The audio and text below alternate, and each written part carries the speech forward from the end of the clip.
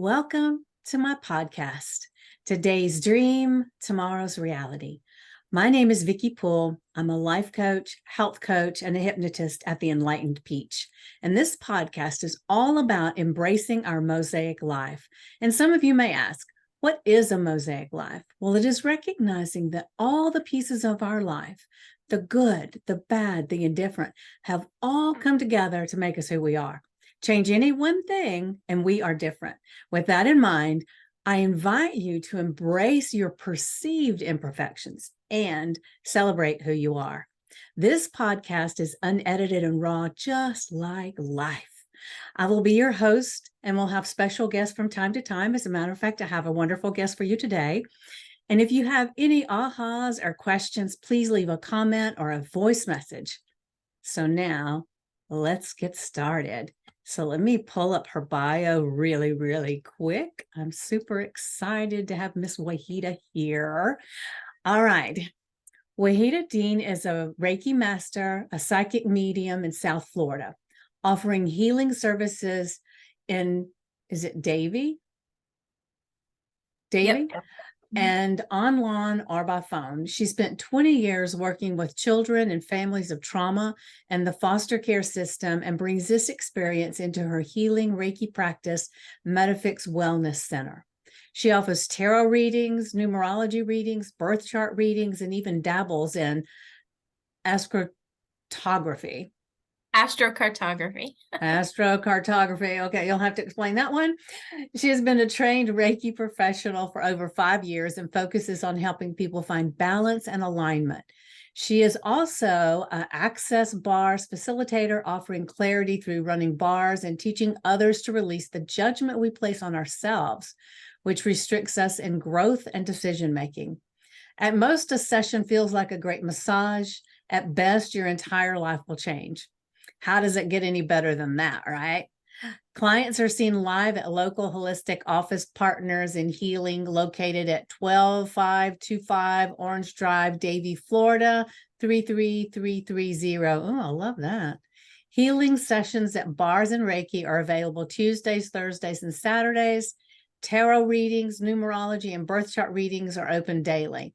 To book a session, you can text her at 954-480-3182, or there's going to be a link in the bio that I will be sharing. Follow her on Instagram, TikTok, Threads, and Facebook, and those links will all be there as well. For free daily readings and view her free live shows Wednesday evenings at 8 p.m. Eastern on Instagram or the Lotus and the Light Facebook group. Live shows are about spiritual topics and also offers a chance for free readings, which I take advantage of often. Don't miss it. In town, she offers a free monthly Reiki share the first Friday of every month at Partners in Healing at 7 p.m. Eastern, and a student Reiki practice circle monthly. Must attune to attend the circle. She is also a cannabis researcher at the University of Miami in the Harold Hart Study, researching the relationship between joint, blunt, and vape users and cannabis and heart health. And then there's going to be a link to see if you qualify for that. So that's a lot of stuff to unpack, girl. Some of it I knew, some of it I didn't know. So first off, what was that? Astrocartography? Astrocartography. What in the heck is that? Astrocartography is looking at a map of the world and basically placing your birth chart on it. So at the time that you were born, there are different lines that will intersect on different parts of the planet. These parts of the planet may be more beneficial for you to live there, to find love there, to get education there. I'm an avid, Lotus and the Light Center student. So I actually have one of my lines running through Manassas, Virginia. And I was not surprised at all because I get all of my trainings done over there. Wow. Interesting. It was crazy. And then I have another one that runs all the way down Florida. I have literally lived from Gainesville to going to university there, to Palm Beach. I have clients, Miami, I have clients. I work in Broward, and that line just runs right through all of those. And I'm good to retire here if I want to deal with this heat for the next however long I've got left. But maybe million years. Yeah. I've got a lot of lines in Alaska too, so we've definitely got to travel. Interesting. Well, Get to I would be Vancouver. curious where I keep getting this hair in my face. I'd be curious about my lines because, I take classes all over the place. I mean, they're in California, they're in Florida, they're in Utah, they're, all the different places. But I've always, well, I can't say always. The only time I have not lived in Georgia has been when I was in like the third grade. We've moved to St. Petersburg, Florida, to help my grandfather. We came back to Georgia. And then I went to college in North Carolina, in Charlotte. And other than that, I've really always lived in Georgia and not on the north side of Atlanta, except for one little year stint on the south side of Atlanta. So it's really in the same area that I've been most of my life, and my family too. So it's interesting that is a thing I didn't even know existed. I'll Oh, have yeah. to check that out. And and it's funny, I'll just share really quick. My daughter, she's sometimes I call her a nomad because she just suddenly decides, I can't remember if she was 17 or 18. I don't know. But anyway, she said, I guess she might have been 18. And she said one day, she said, I think I want to move to Colorado. And I said, really? She said, yeah. And I said, well, do you know anybody there? No. I said, when are you thinking about moving? She said, next week. It was like, what? Oh, And she moved. She's been to Denver twice. She lived in Hawaii. She's lived in Portland. mhm. So it's like she just goes places, and this is, I guess, her home base. And then Mhm. she filters out. And I've never felt that was an option. I really never felt the draw to move away. I like to go visit and stuff. So I would wonder, thinking of what you were just talking about, I wonder if that means that her topography, is that how you call it? Astrocartography. Astrocartography.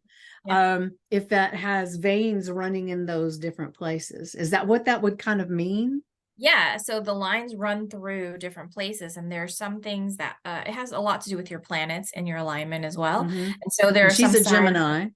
that you shouldn't like live on, or you shouldn't have relationships. Like if a guy is from here, like you probably don't want to really do that. I bet I've dated some of those people that were in those areas I shouldn't have been in.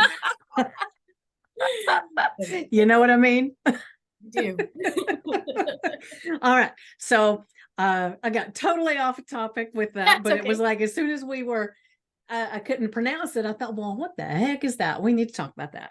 Mhm. So what I'd like to do now is kind of step back a little bit and let's explore a little bit about when you were younger. And if I'm remembering right, you've had this calling for the cards and all these different things for a very, very long time.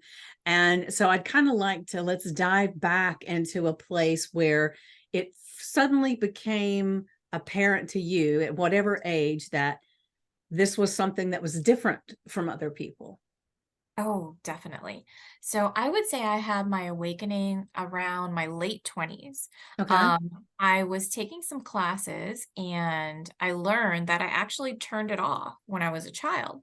So when I was a child, about probably around 7 or 8 years old, I was thinking I was having nightmares because I was able, well, basically to see through the veil.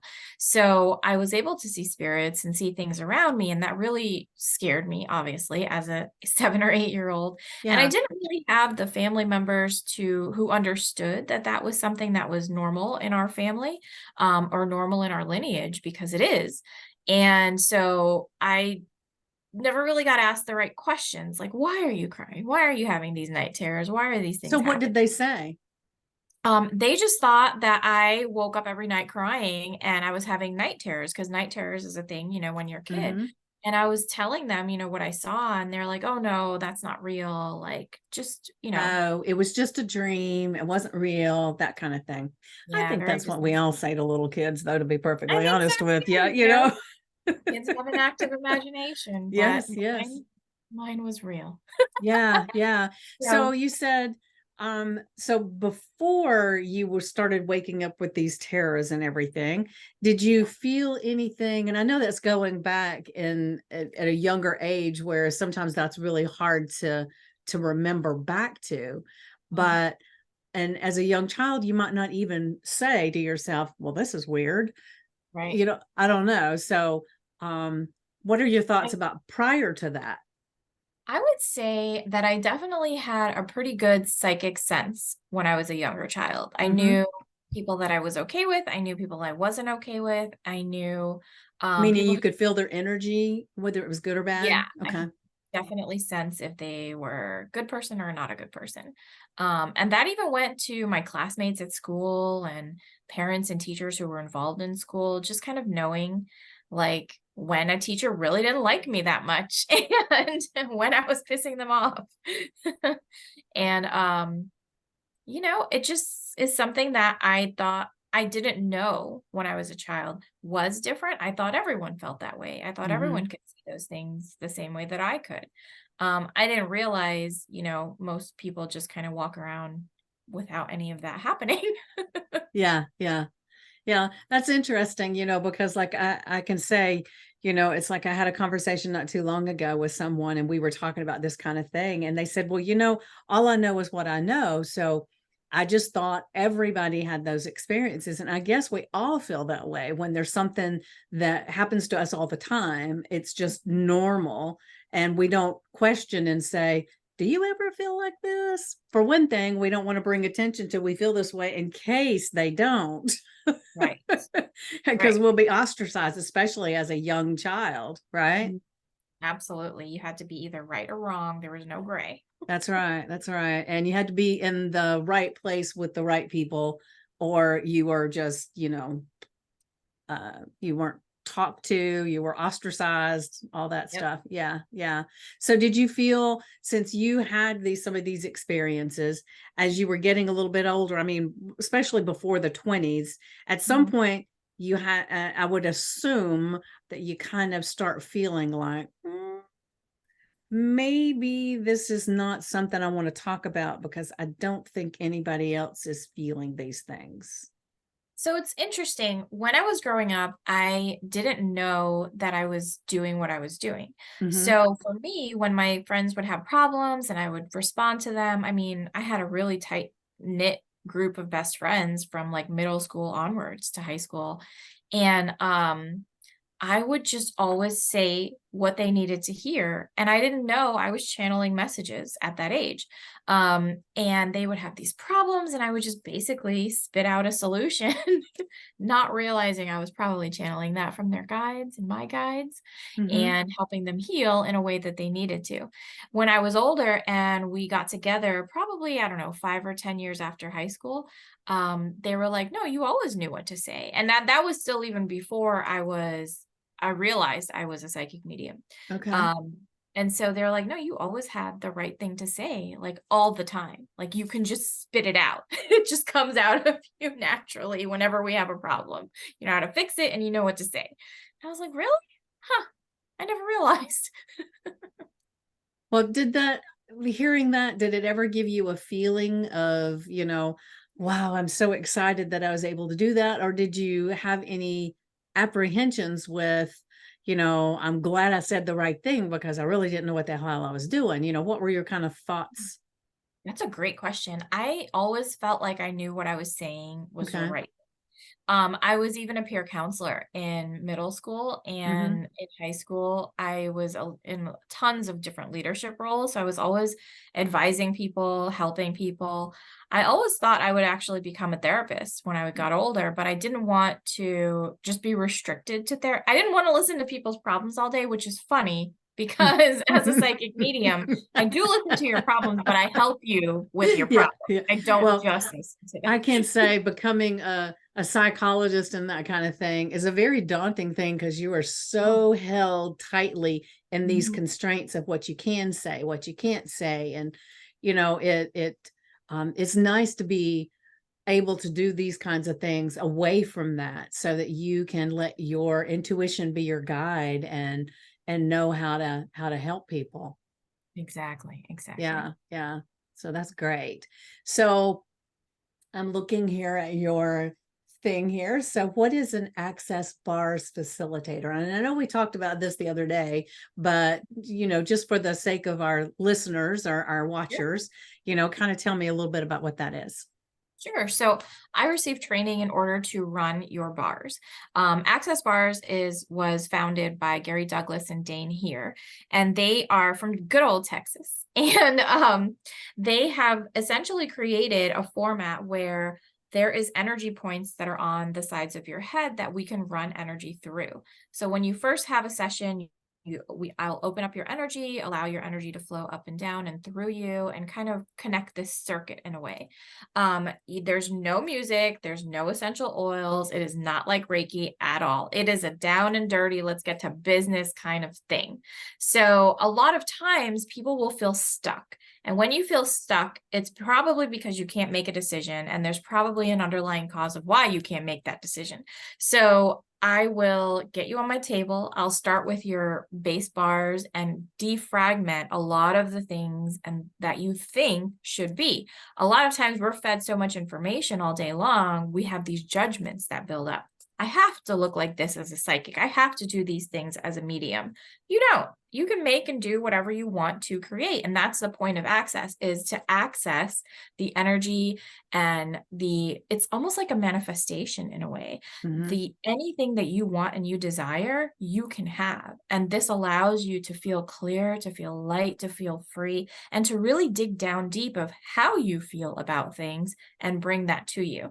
So as I'm running your bars, every bars point has a different name. There's money, there's sex, there's happiness, there's love, there's joy. And out of these points, you will inevitably always talk about that thing while I'm running that bar. So it's a conversation that's happening back and forth. Let's say I'm running your money one and you're having some blocks about money and you start telling me about some issues that you're having, then I'll dig deep. And it is very like, there's not a prescribed way of doing it other than the points, because I really tailor my messages to what you're saying. So let's say, I don't feel like I can make money doing this on a regular basis. Okay, well, all the ways that you believe that you are blocked and unable to access any energy in order to financially find financial freedom, can we destroy and uncreate that, please? And you say yes. Yes, right and wrong, good and bad, pot and pock, all nine shorts, boys, povads, and beyonds. And that's the clearing statement. That wipes out your slate clean. And it might not happen with the first one we go through, so we might keep digging a little deeper and a little deeper. After an hour and a half of that, I've pretty much wiped you clean, and you walk out there ready to open your LLC, ready to start that business, ready to buy that house. I bought my house. I'm a first generation immigrant that's actually here that was able to purchase a home, and it was after I ran my bars and I took bars. It's kind of like limitless what we can do and what we can create. So yeah, that's cool. I've seen a similar thing, but it was actually online. I participated in a class, and she said the things that kind of sounded the same as what you said. clearing statements, yeah. So that's what just popped in my head when you were saying that. So are you able to do that online too? I can. And, it's probably my own fears that I don't do a lot more coaching that I can, because I really got used to doing it in the Reiki room or in the Access Bars room or one-on-one. But I could definitely do that in a group format too, and figure out even just one-on-one coaching in general, and figure out exactly what has been going on with you and talk your way through that. The thing is when you pair it with running your bars, it's like 10,000 levels of expansion. So is running your bars a physical thing that you have to do? Absolutely. So it's Okay. touching specific points on your head and allowing that energy to run and allowing you to just talk those things through. Because even Okay. as you're talking them through, I'm teaching you, does it feel light? Does it feel heavy? And why does it feel that way? What's the root of the root? What's coming to mind? Because there are some things that we learn and imprint on us from the time we're 8, 5, 3 years old that we don't even know we're still holding. Right. I do a lot of like parts work and things like that, where we go back and kind of dive into some of that stuff. And it's always amazing to see what comes up. But I'm just curious. Now, I'm just asking a question here because, I have no idea. But if you do the touching, can you not if you've got somebody in front of you, have them touching themselves and telling you the same kind of thing. And the reason I'm thinking this is because, I have the Healy, which is the frequency device, right? And you hold it in your hand and you can feel the frequency, you can feel it in your body and everything. But you can also send that frequency, just like you can do Reiki on, online. I can send that frequency, to whoever it is. And then there's tapping and all these different things. So is it possible that you could do kind of the same thing by you directing someone where to touch? So anything is possible is the answer for an Access Bars question. Okay, because Second, I'm thinking that sounds intriguing. We should try that. the thing is I've been trained to know where those points are, to how to feel them, because it is a technique that you have to learn. Just like Mhm. Reiki, you have to learn how that feels to open up your Reiki, how it feels to close down your Reiki, how it feels to send your Reiki. The same thing with Access Bars. You've got to learn it and understand it to know if you're on the right point. And then while you're a person who is getting your bars run and you can self-touch, you are also going to be like really buzzy, like the energy is going to be flowing through you. So it might be very difficult to concentrate and keep your hands up. Okay. I have had my husband open my centers up before, because there was an opening part, and then start with running my bars. And then I've picked up on like running the rest of them myself. And it is similar, but it's definitely not the same. It's almost Okay. like when you do self Reiki, it doesn't feel the same as when you go get a Reiki session done. Right. Okay. Yeah. But nothing is impossible. Yeah, just curious, because I'm thinking if you could do that, it would open up so much opportunity for people that are watching this or listening to this, because they're all over the place and you're in Florida, so they might not be able to get to you personally, and you never know. I have clients that come to me from all over the place, so they might be inclined to want to just go ahead and travel to Florida and see you. So let's just think they are. And if not, maybe you could do some experimentation with some of that, because I would love to know how that would that goes. work.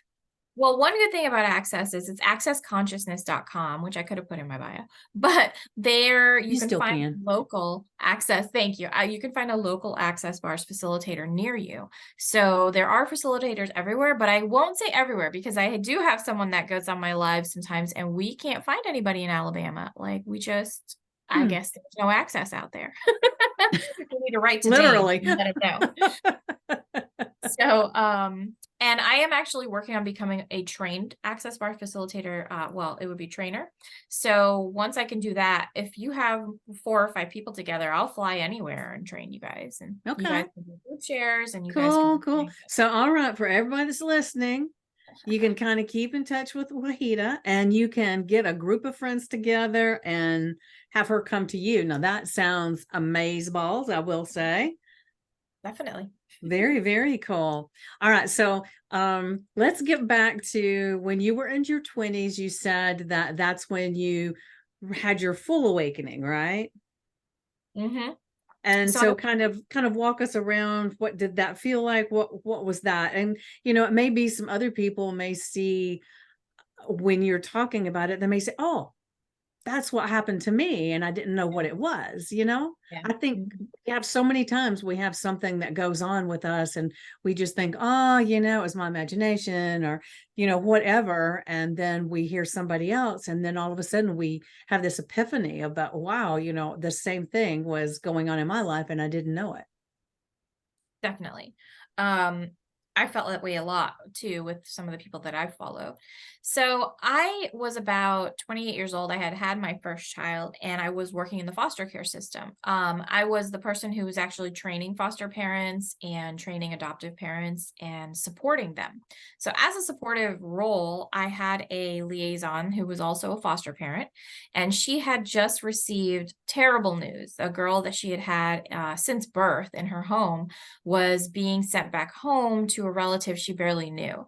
And this was really traumatizing for this How old foster was the parent. little girl? Do you She was remember? only about 2, and she had been with her since birth, Yeah, which is a harsh reality of the foster care system. But definitely. I can attest to all that. So go yeah, ahead. so I my foster parent was devastated, and she had become the foster parent who also supported other foster parents as a foster parent. So, I was like, well, what do you need? Let's go get your favorite food. Let's just go drive. Let's leave the office. We don't need to be here. You're more important, and your well-being and mental health is more important. Because of course I was doing what I was doing before I even knew I was doing it. Right. Right. So we go drive around, and she's like, do you mind if I put this CD on? And I'm like, yeah, sure. Now I'm dating myself because it was a CD. And I'm like, whatever you need, play whatever you need. Is it Metallica? Like, what is it? So she's like, well, it's this lady. Her name is Abraham Hicks. It's weird. It's hard to explain. Just listen to it. I'm like, okay.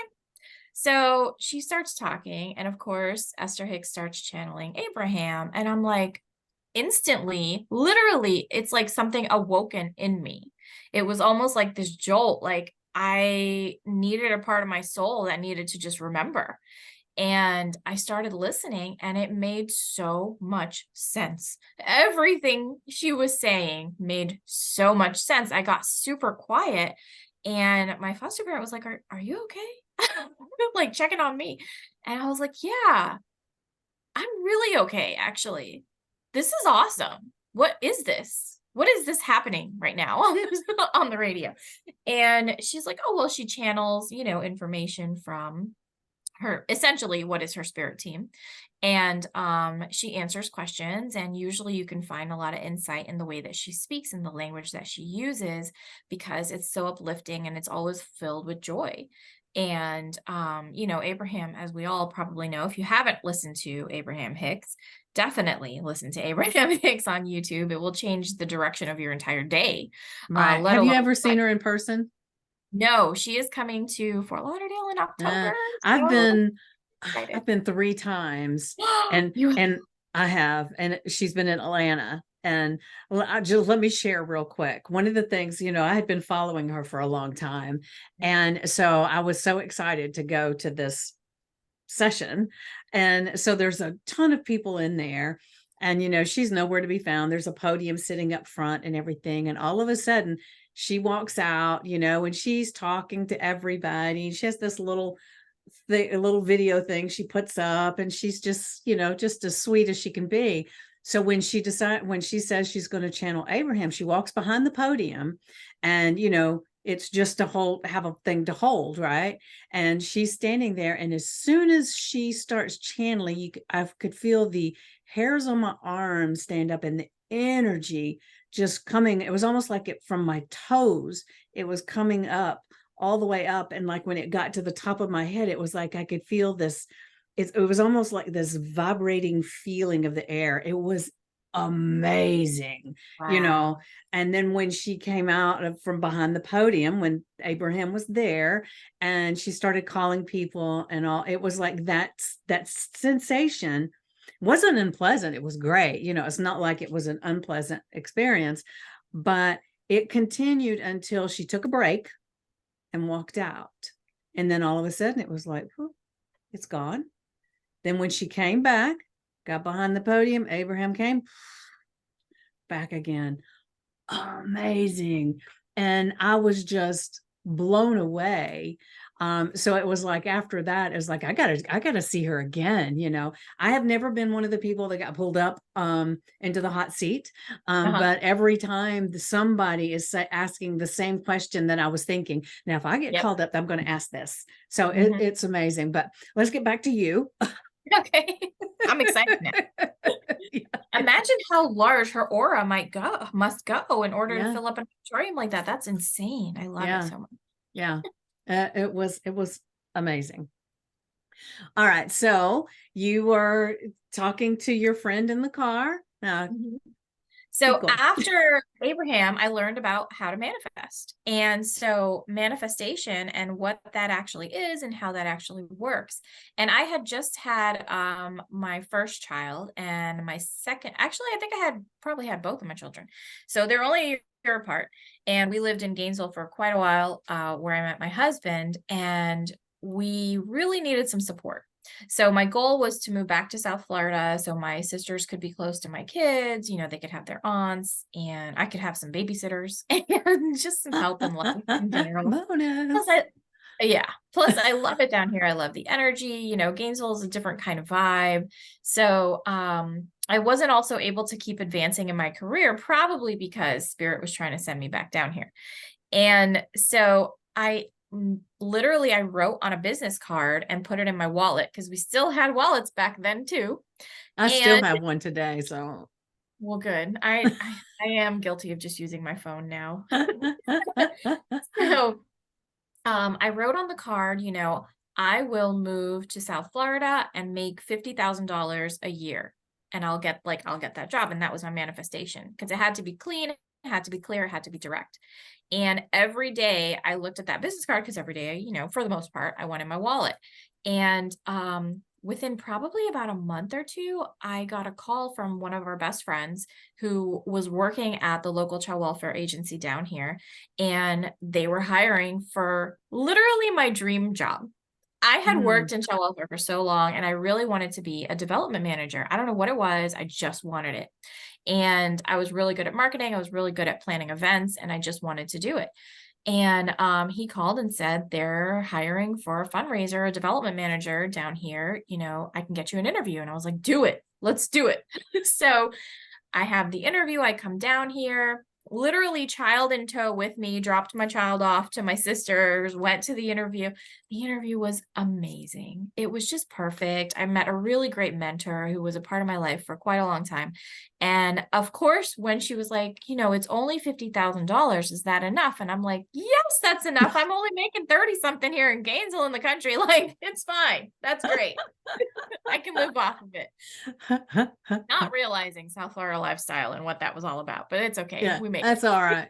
It got you where you needed to be, right? Exactly. And I got the job and I moved down here and it was like everything just kept happening. I kept finding the things that I needed to do. It's like I was tapped in and tuned into the energy and the energy just kept flowing. The right people kept coming into my life. I was able to do the things that I wanted to do. And I started opening up psychically and developing with my cousin Uma, who is my mentor. So then I started taking classes. I started learning about what my psychic abilities were. And I was terrified. I was absolutely terrified to not know what I already know now to be my truth. And all right. So pack that in just a little bit. Let's back up. So explain what that means that you were terrified. So I definitely had a lot of judgments before I was open to what I would say is connected to the universe, right? Or my connection to the universe. So I was afraid of what I didn't know. I was raised Muslim. And so we had very strict confines of what things are, what God is, what, energy is, what life is, what behavior is, what you should do, what you shouldn't do, just like every other religion. And I did spend a lot of time in the Catholic religion as well growing up. So I had no idea about was this okay? Was this still something that I was not was I going to go to hell for doing this? Oh, yeah. I was just afraid of being who I was. And everyone talks down so much sometimes about psychics and mediums and that it's such a gist and all these things. But being one, I can tell you, it is absolutely not. Yeah. And, yeah.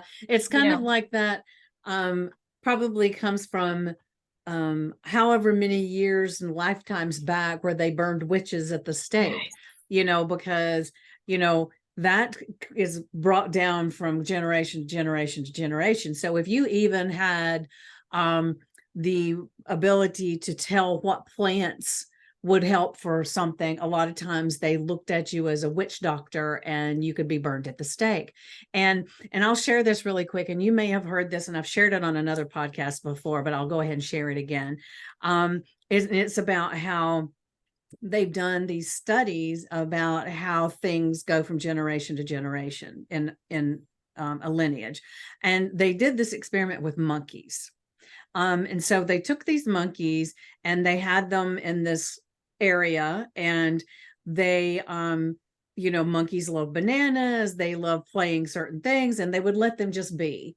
And then they decided that they were going to teach them that something was not good. So what they did, if I'm remembering right, and I do not remember all the details, but so I'm just speaking out of turn here, but it was like they would put bananas, let's just say bananas at the top of this pole, and the monkeys would want this, so they would get up there, but as soon as they would touch the banana, they'd get a zap.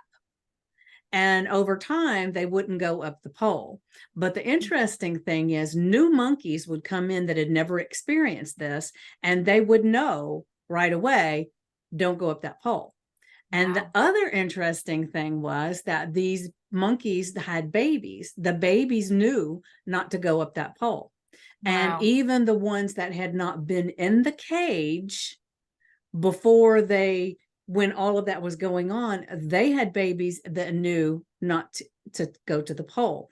So it was like it was inherently from their knowledge, it was passed on to the next generation. And even the psyche of the monkeys, once another monkey was put in the mix that had not experienced all this, they suddenly knew because of the psyche of these monkeys.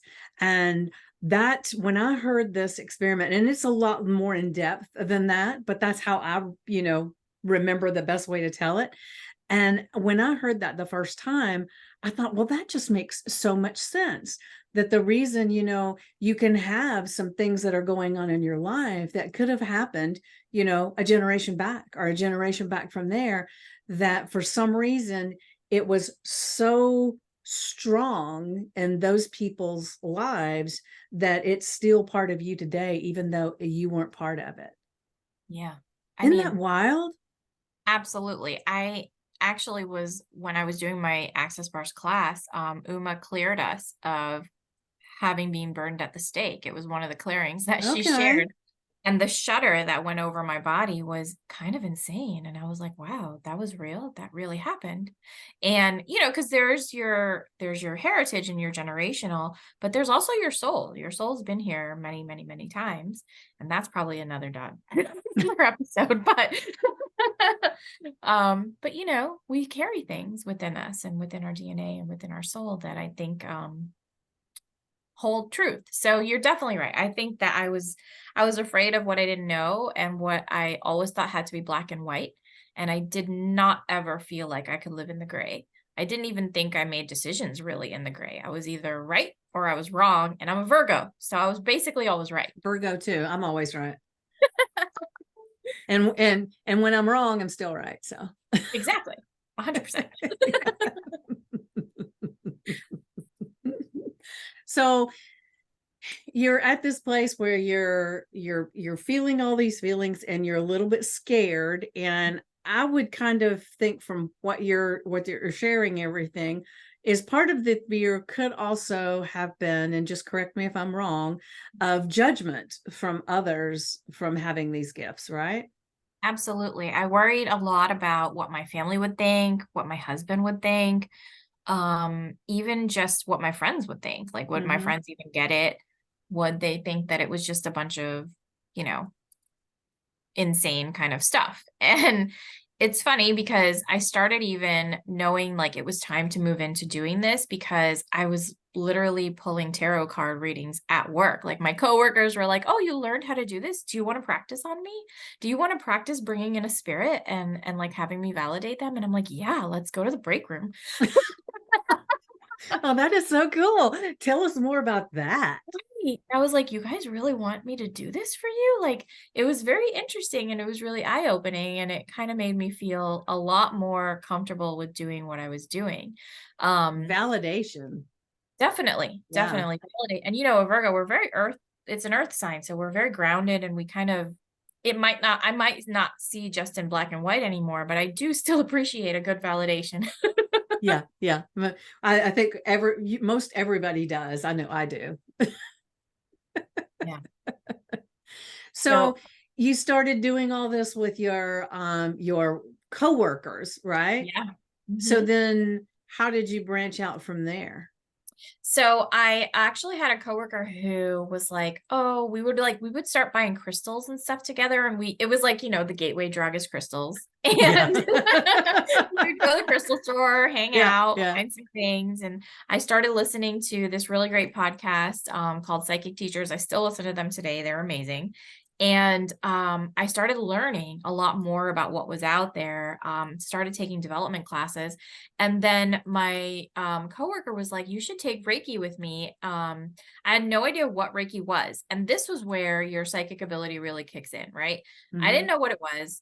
She sent me an entire email that I think to this day I still haven't read, about what it was and the history and all this other stuff. And you should really research it. And I was like, "No, it's cool. I'll be there. I Yeah. just know Yeah. I have to do it." And it was $400 for my Reiki 1 class. And I didn't know where I was going to find the money, but I sure did pop up, because that's how spirit works. That's how energy works, right? When That's it's meant right. to be. And then funny enough, we were very like, we're both Virgos, the girls who took the class, and we didn't really like a lot of people in our business. So the other people who signed up for class didn't go. So it was just the two of us that day. So it was like Wow. having a How's that for one-on-one, manifestation? right? Yeah. And I'll never forget her. My Reiki 1 teacher was amazing. And when I walked in that room, before she was reading things out of the manual, I was like there's a certain part where it's like something about sulfur, and it has to do with water. And if you're Reiki attuned, then you know what I'm talking about. And I was literally having the taste of sulfur in my mouth, like a metallic taste happening in my mouth. So my psychic senses were on like 100 that day. It was exactly where I needed to be. I could feel the energy of Makai Usui in the room. I could just feel how honest and true that this was for my life at that time. So I started with my crystals as my gateway drug. Ended up in Reiki 1. And I sat with Reiki for about a year before I really started working on myself and my own self Reiki. But knowing what I know about Reiki now, it was doing its work for me. Hmm. After the attunement, it was definitely bringing things into position and place, and putting me where I needed to be. Yeah. Yeah. Well, from what I understand, like, I've done a little bit of Reiki classes, but I'm not certified by any stretch of the imagination. As a matter of fact, it's been so long since I've done it. All I remember is doing this and sending some energy. So if that tells you anything. But when you started working with the Reiki, did you feel like I don't know. When I've done some things, it was like when I start doing it, I almost feel like I'm lifting out of my body, Yeah. and it's just very intense, but it feels like a long lost friend kind of thing. Do you know what I'm Yeah, saying? I Did do. you have Yeah. that kind of feel with that? I felt like this was something that really helped me, and it really allowed me to feel more. Sometimes when, I definitely, so we always say as healers, we ended up here for a reason. Like we had a lot of things we had to heal before Right. we got here to be able to help you heal. So I had a rough life. And Reiki really allowed me to start feeling those things, to dive into the shadow side of a lot of that, and to work through what those blocks were, what those energetic like mishaps were, why I was making decisions the way I was. So Once you understand the so stop chakras. just a second.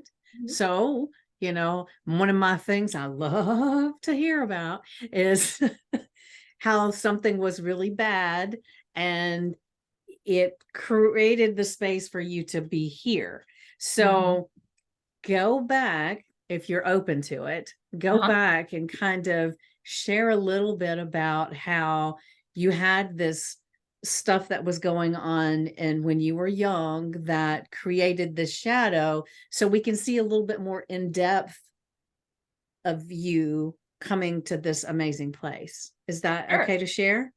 Yeah, I think so. Okay. So I was raised up until about 13 in a two-parent household, but my mother was definitely mentally ill.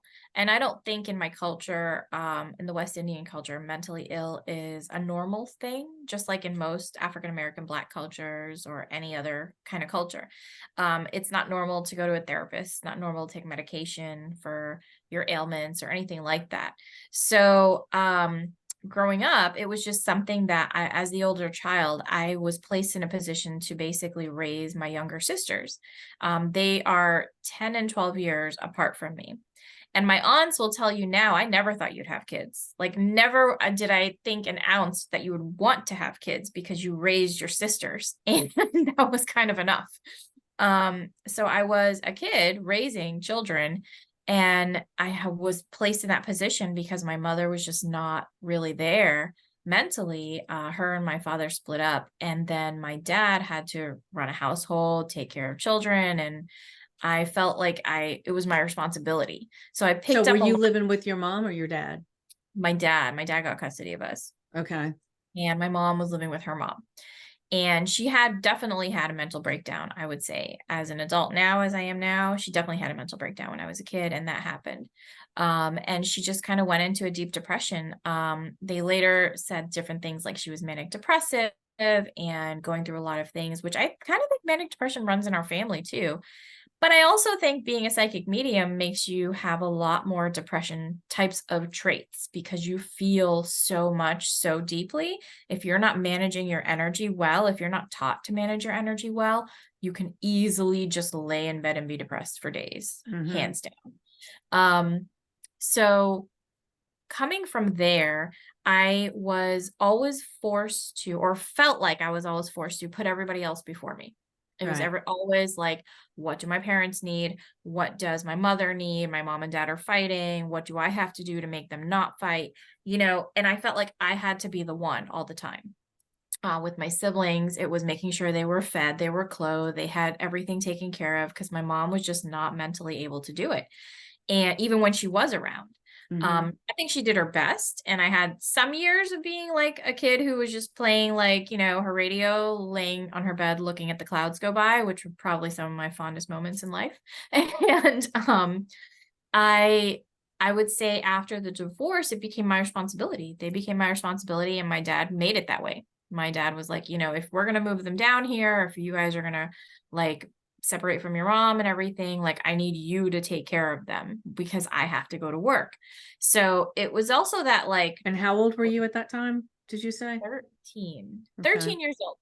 I had many aunts and uncles who were around me who were a support system, I would say, but I would say everyone tried to mind their own business and passed a lot of judgment. And, they did what they could probably at the time, but they could have probably done more. Yeah.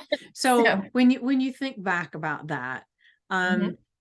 and you think about how you were feeling in that Yeah. space, what were you feeling? Do you remember? I would definitely say I turned off my own feelings about my own self. So the only people who really knew how I felt was that core group of friends that I was talking about earlier who were in my middle school and high school with me because they got it. Like they just were the only people that I could talk to So what was about that anything. feeling What was the feeling of, that you were feeling? Because I asked you, what were you oh, feeling? So oh, instead right. of you, So yeah, I said I turned it off. Like I turned feeling off. but So you I had to have was been feeling something to decide to turn it off. That's what I'm I would getting at. probably say love would be the feeling that I would have to identify to be able to be loved and to love because there was so much tumultuous things going on. Like I kind of viewed love as something that was like gonna lead you down this path if you Hmm. decided to love. Even religion in itself, like I was like, well, my parents can get divorced and this is what my life can look like. Like God is definitely not real. And I stopped going to like madrasa or Sunday school and pulled away from all of that too, and just kind of did what I had to do to get out, which Hmm. was like what I needed to do education wise so that I could leave this situation and just become better. Okay. So how old were you when you finally left? I was 17 actually when I got into UF and I left and went to college. I was not supposed to. I was supposed to go to like FAU or some, whack school down here. And and I got an acceptance letter from UF, and I never thought I could even, like, I applied on a whim. Like, I applied because I knew the application people I had got. I was really smart. I am really smart. And I was in a leadership camp at Nova, and which is a university down here.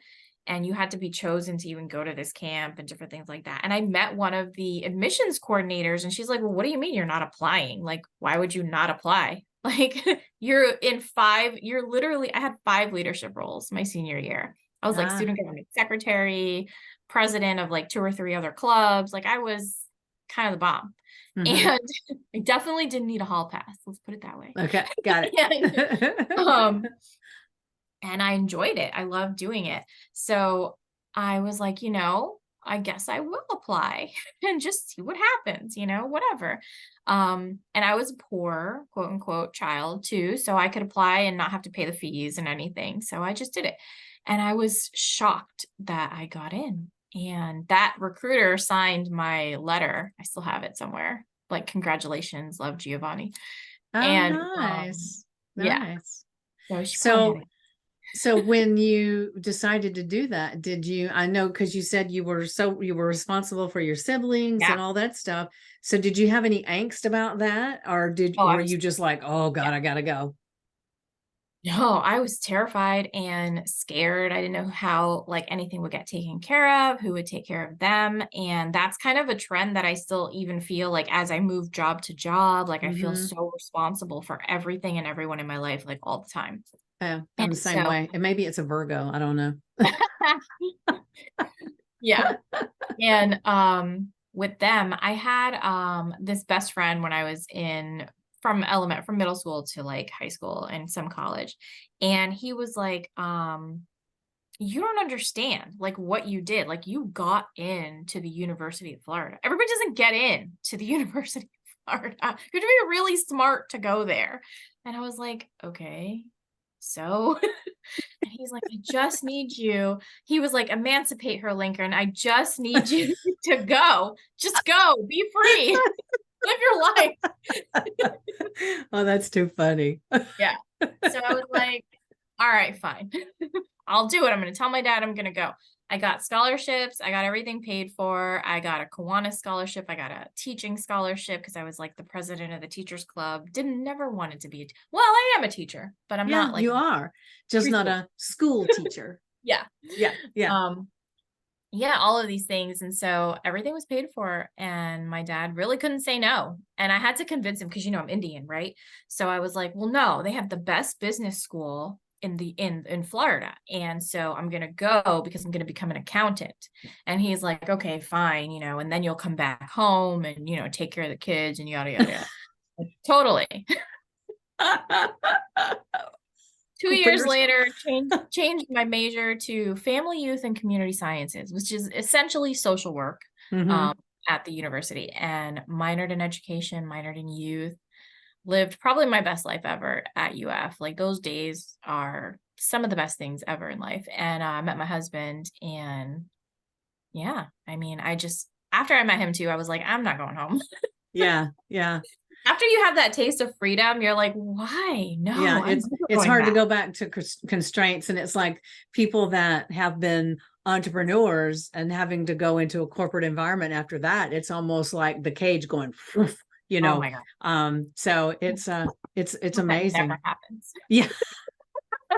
Yes, I've got one foot out the door right now, and the other foot's coming out October 31st. So all right. Well, congratulations on that. So now you've spoken it out to the gods. So it is done, right?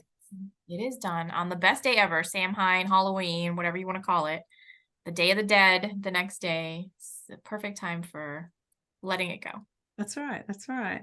So go ahead and tell me just a little bit about how things are for you now. I know you've gone through all of this wonderful awakening and learned all these amazing things to help yourself and to help others. And you and I've worked together a few times, you helping me helping you. You know, it's been great. And actually, I met you because of another friend of ours that we both know, right? She's the best. Yes. So it's always cool. Like, that's one of the things I think is good about getting into groups, because I met Hannah in a hypnosis course that I was in. And so then we became friends, and then I met you through her. And, you know, and it's like these, when you have the openness to get into a group of some kind, you don't know what your purpose for being there is, you know. It could be, you know, that there may be somebody that they know that really needs to hear what you say. So I always am excited when I become friends with someone that was in the group. And I will say, every group I've been in, there've been at least one person that I've come away as a good friend. And that's pretty impressive, I think. Don't you have the same kind of thing that happens to you? Yeah. You just froze, or was it me? Oh, what? Did you get me? Hannah and I took mediumship development training together. Okay. So her and I connected through mediumship, and then we've pretty much stayed like BFF since. Yeah. And she's she's really the only human I trust to do my Reiki, even if it's virtual, I don't care. And and read me and get all deep into my spirit team there. Into your psyche. Into my psyche. Yeah. All right. So go ahead. Tell us a little bit about what your mindset is now and all the different wonderful things that are happening in your life now. So funny enough, I would still say that it's terrifying, that making big decisions is hard. And I think anyone who doesn't appreciate that making big decisions is hard has something else coming. Because the reality is we're doing something new every day. And we should be. Right. A lot of people don't. And I will say that making change and making decisions like that is hard. And that's why a lot of people don't do it. They don't stretch themselves because it's uncomfortable. Exactly. And Hannah was the person who taught me, is it fear or is it excitement? And I was like, wait a minute, what are you talking about? It feels the same. Because it feels the same. And I was like, oh my God, it's excitement. That's right. So I would say my mindset now, I definitely spend a lot of time on a daily basis working on my mindset. As a psychic medium, I am tapping into a lot of different energy fields, different universes, dimensions, whatever you want to call them. Probably also another podcast. And we'll start taking notes. We'll do a bunch of these. We'll have follow-ups. Yeah. And I really feel strongly that if you can't come into a session or to somebody that you're going to work on their healing with from a grounded, healed place, then you're doing them a disservice. You're putting your own issues and your own things at the forefront where it's really about them.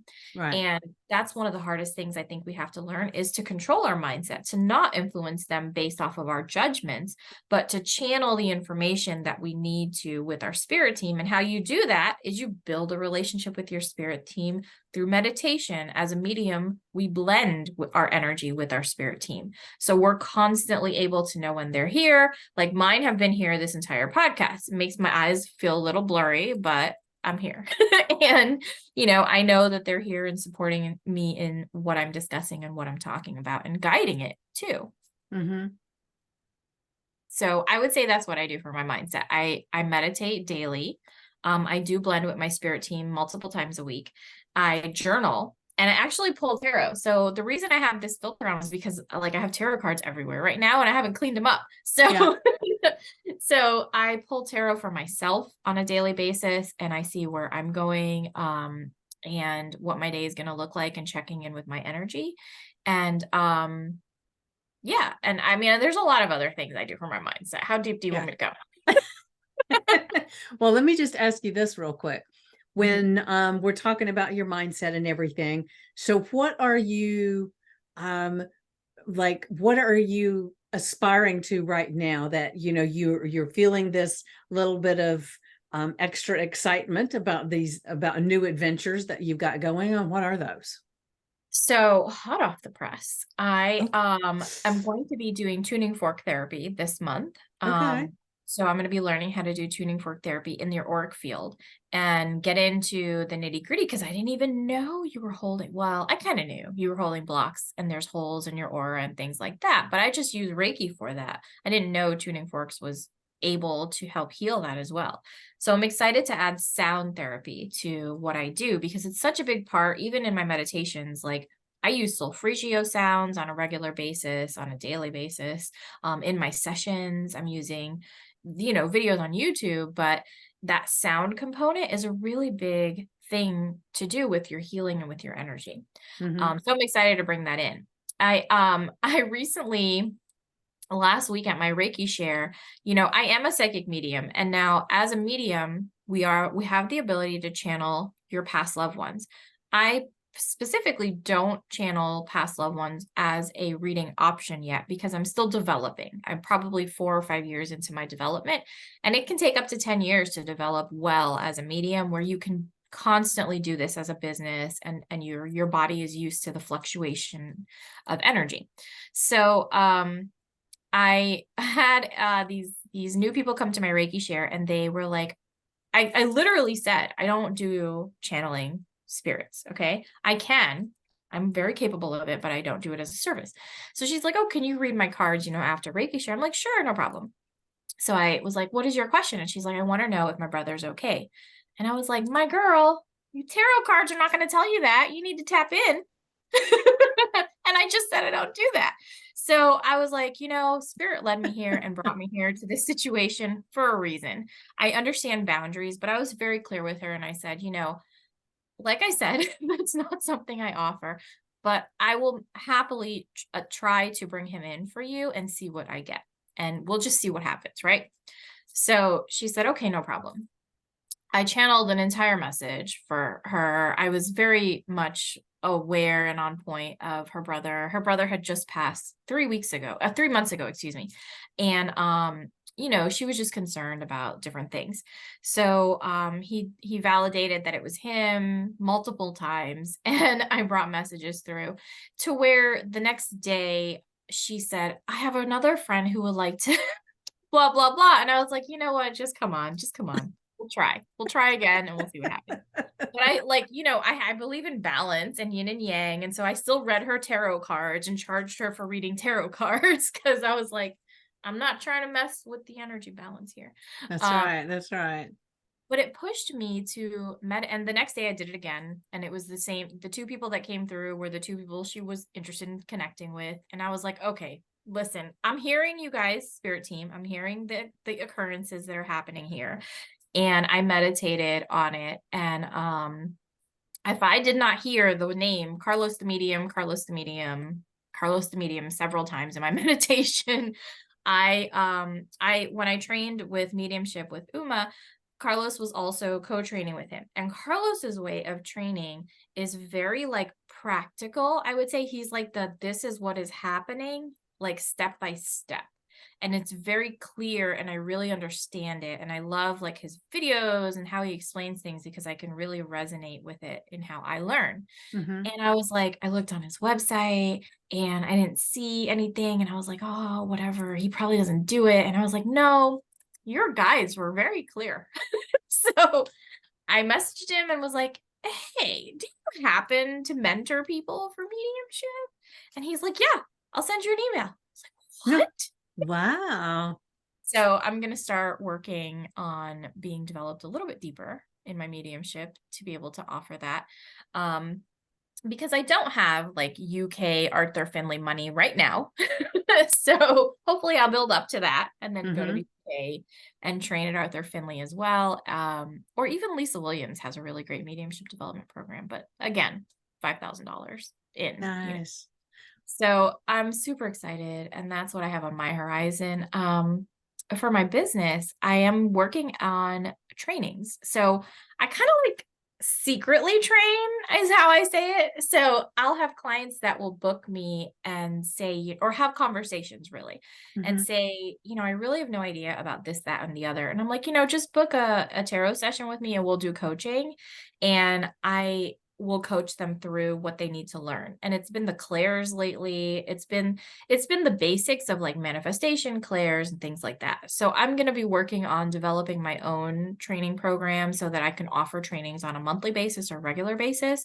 Um, I've I sneak it into my Reiki group. So I have my Reiki attuned students who they are my students, and then there's some of their friends that are also Reiki attuned. So we'll get together, and I've done different things like auras, aura readings, because I kind of forget sometimes how tapped in and how many things I have done and trained in, Mhm. that I can't just, put it together for a training for other people. So we're going to do plants next week, and we found some plants to rescue, some plant Reiki, and I'll probably build in some psychic stuff in there and start offering that a little bit more openly to the community. Wow, that sounds like some amazing stuff coming up. Congrats, congrats. Well, Thank you. let me ask you if you'll do one thing, and if you don't want to, just say, we'll do that another time. Do you want to Okay. pull a card for everybody? Oh, I would love to. Okay. What psychic medium would say no to that? I know, but I can't just assume, you know what that means. Oh, isn't there a Southern saying about assumptions? Uh-huh. Isn't there a Southern saying about assumptions? I forgot what it is. Make a let's see, an ass out of you and me, assume. There you go. All right, Spirit, what does the collective need to know? Ooh, very nice.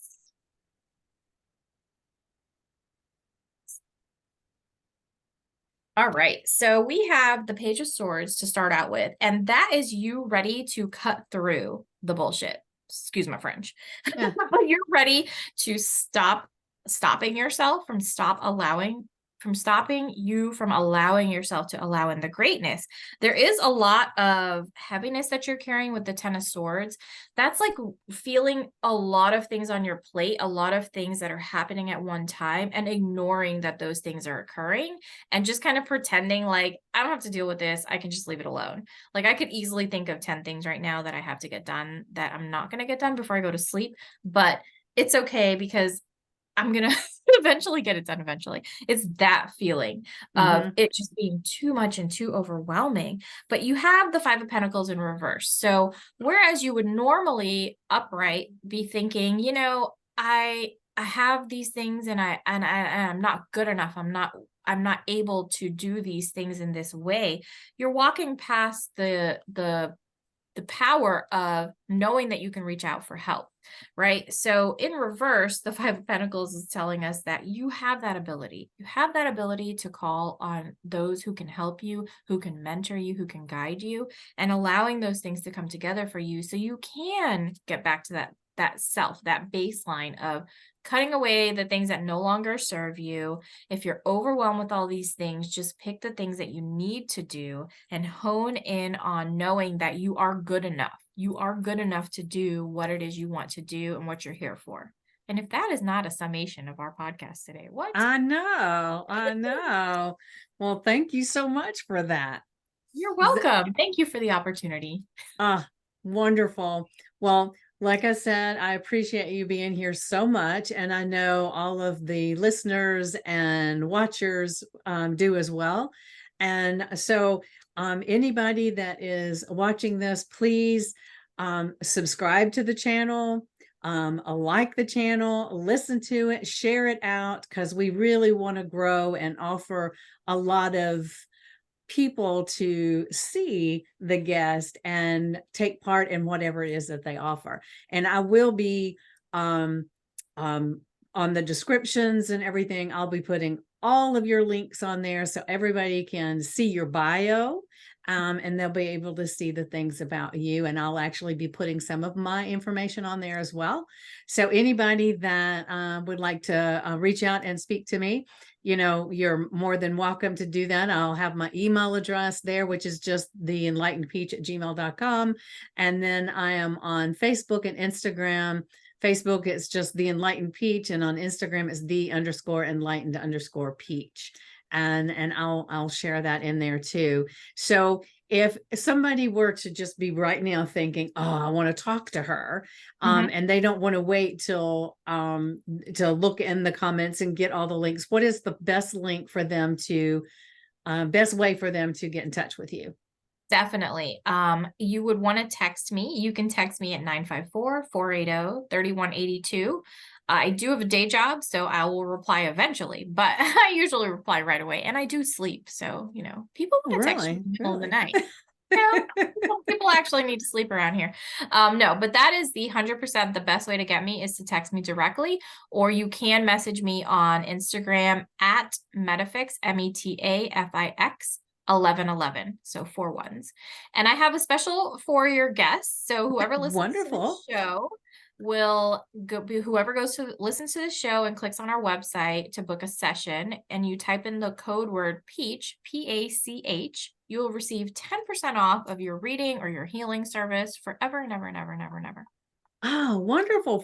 Thank you for that. You're welcome. I appreciate it greatly. Well, I want to tell everyone that I have enjoyed immensely having you on here, Waheeda, and I love doing this podcast and giving me a voice and giving you a voice, and hopefully everybody else benefits from that as well. Thank you. Thank you.